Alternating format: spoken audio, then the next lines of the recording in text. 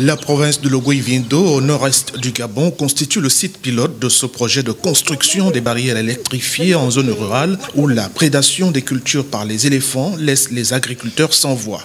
Il n'en reste pas moins que tout le Gabon est impacté. C'est un processus qui ne fait que commencer. C'est un processus à long terme. Nous avons commencé certes par Logoi-Vindo. Nous allons enchaîner sur d'autres provinces. Mais il faudrait que les populations soient patientes. Notre équipe n'est pas assez étouffée. C'est un processus et nous viendrons au temps opportun vers ces localités pour pouvoir régler les barrières électriques.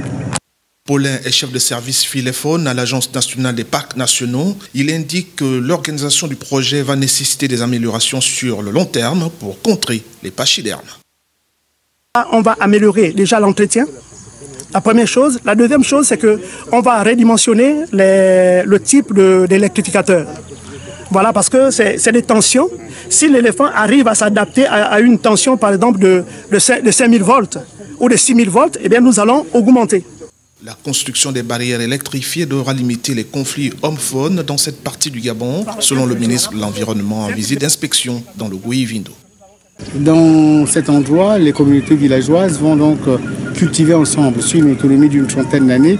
Et il y a une barrière anti-pachyderme qui est en train d'être construite sur un périmètre autour de 3,5 km. Donc voilà, ici, il va y avoir des plantations. Donc les femmes plus jeunes également vont venir ici pour faire leur exploitation sans pour autant être embêtées par les éléphants. Il y a de cela 2 ans, le gouvernement gabonais avait dû procéder à l'indemnisation des planteurs dont les cultures avaient été dévastées par les éléphants au sud du pays. Le montant de l'enveloppe était d'un peu plus de 22 millions de francs CFA.